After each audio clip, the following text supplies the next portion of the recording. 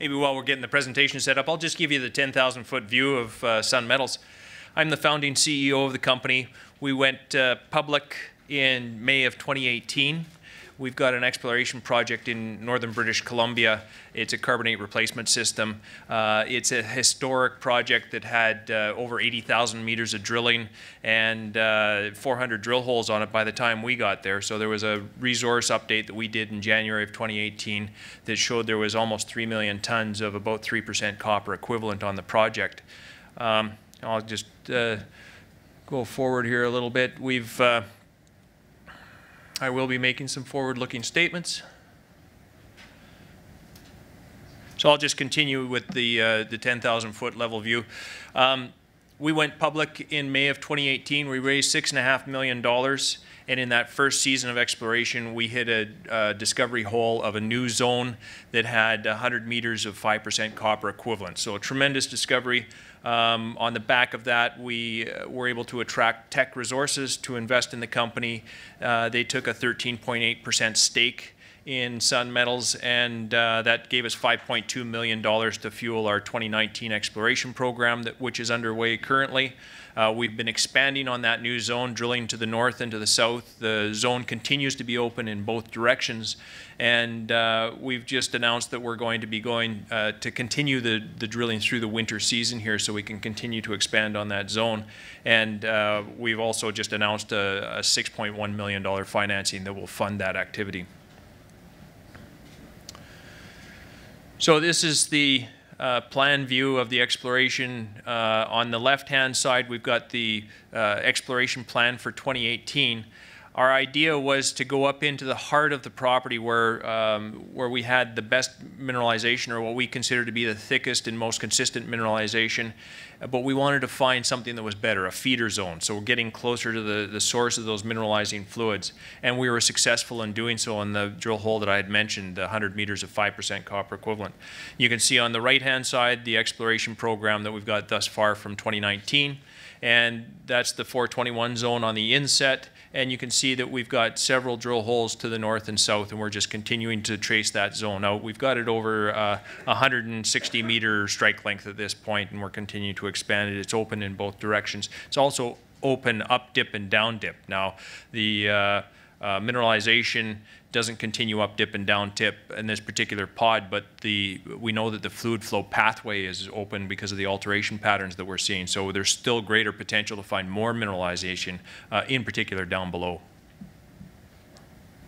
So I'll just go through a series of sections here. This is the drill section at the south end.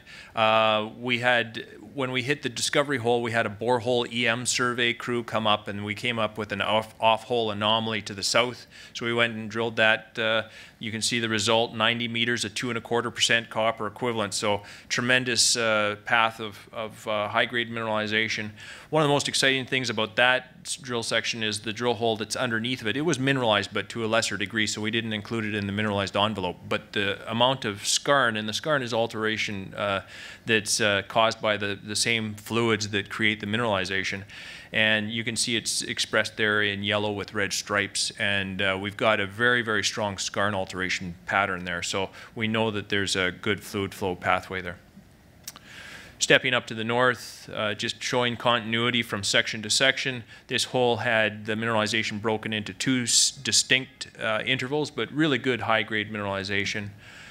This is the discovery section. You can see that top hole is the 100 meters of a 5% copper equivalent, or if you put that in gold equivalent terms, it's 8 grams gold equivalent over 100 meters. Pretty significant intercept.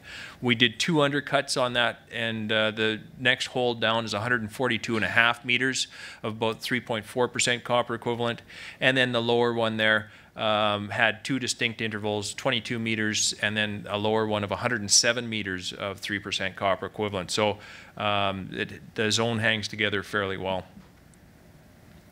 Stepping to the north, you can see we got a few intercepts into there. In particular, the one at the top there, hole 431, was actually drilling through the zone, and it doesn't penetrate through it, it stops in the zone. One of the characteristics of this type of mineralization, the hot acidic fluids eat away at the limestone and replace it with sulfide mineralization, and it leaves voids behind. And we actually got stuck in one of those voids and tried to continue to advance the drill for 3 days. We couldn't, so we abandoned that hole. But we did get 86 meters of mineralization. I suspect if we had been able to complete that hole, we would have seen that it was another 100-meter thickness. So good mineralization there. And then this is the last section that we've got to the north. You can see the mineralization is a little bit smaller there, but that doesn't really deter me too much. We still have a very strong, you can see the skarn alteration is very strong there, so we know that we're in the plumbing system where those mineralizing fluids went.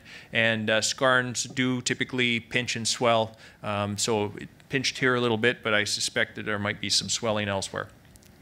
This is a vertical section that is 90 degrees. So we were looking at cross sections looking to the north. This is a long section looking to the west. And you can see the continuity that we've got from hole to hole, still open to the south, open to the north. And it's our intention to continue to trace this mineralization until we find limits in those two directions. So this is going back to a summary of the project. We own 100% of it. There's no royalties or underlying encumbrances. We'd actually optioned the property from a company, and when we got close to actually earning in on it, instead of completing the earn-in, we just took the company over. It was cheaper to do it that way, and one of the big benefits was we ended up with no royalty on the project. It's got a data-rich history, exploration going back to 1944, so Second World War when mineralization was first discovered here, and there's been a lot of work to expand this and there's been a 2.2 kilometer long corridor of mineralization that's been identified, so we really did hit the ground running. There's the resource that I was talking about earlier, almost 3 million tons of about 2.8% copper equivalent. In terms of location, we're in north-central British Columbia. It's about a 4-hour drive northwest of Prince George. So Prince George is a city of roughly 100,000 people. If you can't get it in Prince George, you can't get it anywhere. So we've got a good supply center nearby, good infrastructure in the area. There's been logging in the area for decades, so you can drive a Cadillac onto the property, good road access. There's power in the area. We've got rail 38 kilometers to the west. There's a local workforce. We're close enough to civilization to have all those advantages of infrastructure, but we're far enough away that we get out of the NIMBY effect. So this isn't the last pristine valley that people are going to be upset about being developed. Logging in the area for decades, as I mentioned. Geologic endowment in the area, we're in between the Chemes mine and Mount Milligan mine, each of them about 150 kilometers away from us. And notably, we have a good relationship with the Takla First Nation. They are the local First Nation community, and it's important to be able to work with the local communities in British Columbia. This particular group, their chief is an ex-logger. He understands the advantages that these projects bring to the table for the community, and they are stakeholders in the company, which helps out a lot. So they're very active in our exploration program. This is Peter Mcgee's carbonate replacement system model. So if anybody doesn't know who Peter Mcgee is, he's the founder or one of the founders of MAG Silver, and most people consider him to be the preeminent authority in carbonate replacement systems. Peter's model was actually heavily influenced by his work on this project in the 90s, late 90s, and he discovered the copper-gold portion of the system. That's one of the reasons why I'm working with this company, as I know Peter loves this project. He's now the chair of our technical advisory committee. I'll just go quickly. I heard the bell ring, so I'm going to advance quickly through these slides. This is the 2.2 kilometer long corridor of mineralization that's already been described. One of the things that Peter really likes to impress upon people is big, rich systems are the ones that are long-lived and complex, and we see a lot of indications of that in this deposit. 21% copper and over an ounce per ton gold in that rock on the bottom there.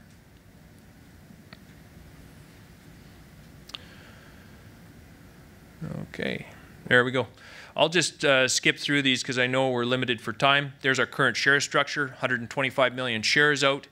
We've just announced the financing. You can see at the bottom, we'll be adding 22 million shares to the structure. About 40% of the company is owned between Teck and the insiders and founders. That's the presentation. Thank you very much for your attention. Do we have